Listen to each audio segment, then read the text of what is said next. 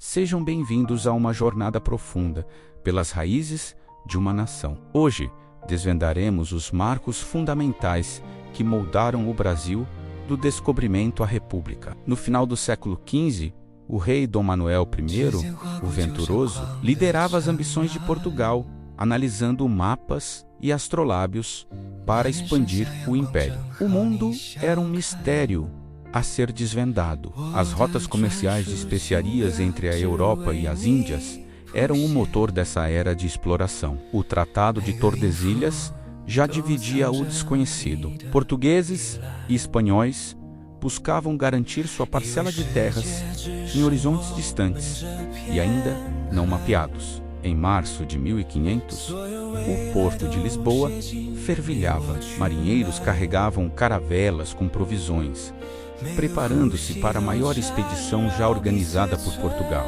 No comando da frota estava Pedro Álvares Cabral. Seu olhar, determinado, buscava no horizonte oceânico o destino que mudaria o curso da história mundial. A travessia foi um desafio contra as forças da natureza. Ondas gigantescas e céus escuros testaram a resistência das naus e a coragem dos navegantes.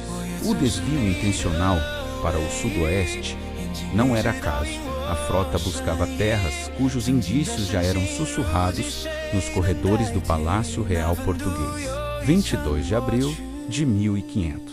O grito de terra à vista ecoa. O Monte Pascoal surge majestoso entre as nuvens matinais.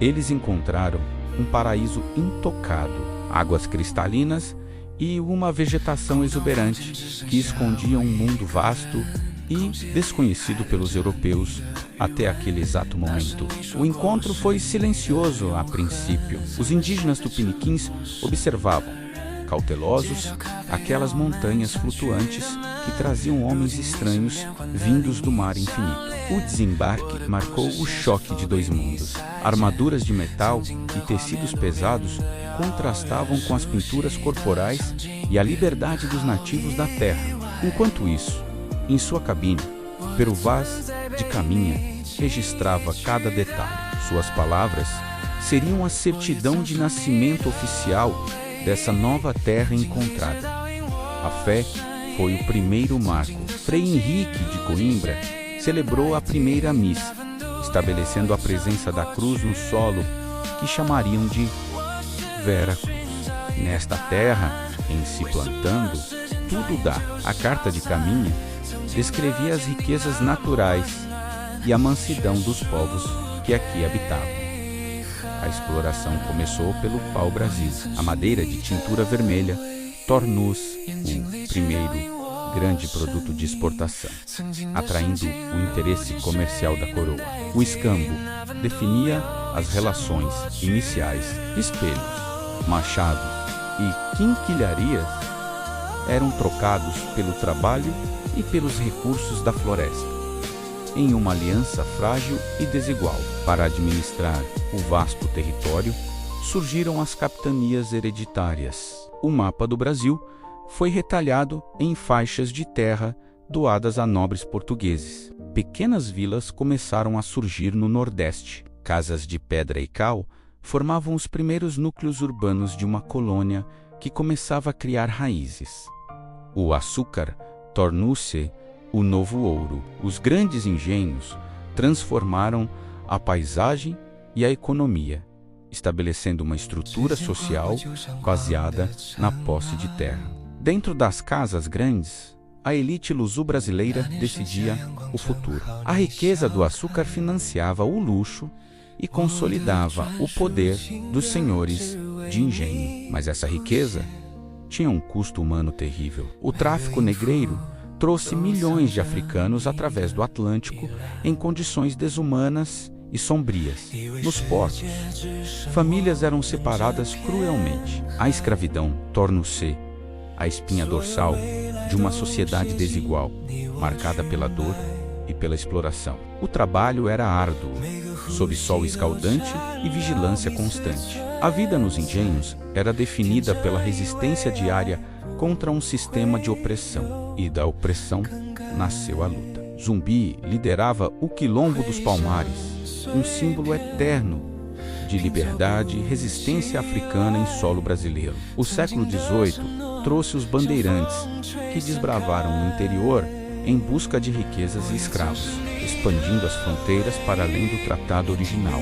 O ouro foi descoberto nas Minas Gerais. Cidades inteiras surgiram da noite para o dia, atraindo milhares em busca de fortuna nos leitos dos rios. A riqueza do ouro financiou o esplendor do barroco mineiro. Igrejas magníficas e as obras-primas de Aleijadinho tornaram-se o auge da arte colonial.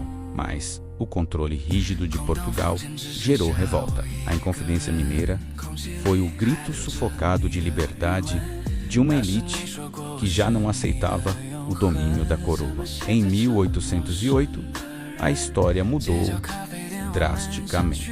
Fugindo de Napoleão, a família real portuguesa desembarcou no Rio de Janeiro, transformando a colônia em metrópole.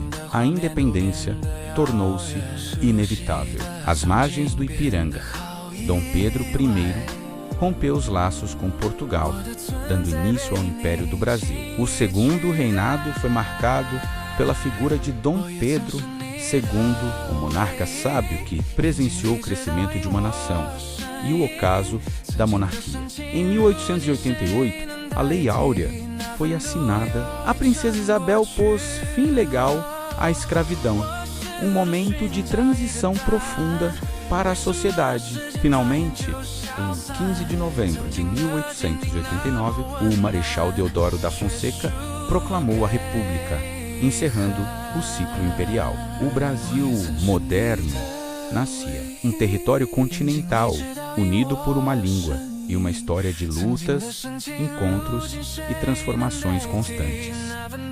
Somos o resultado de séculos de diversidade.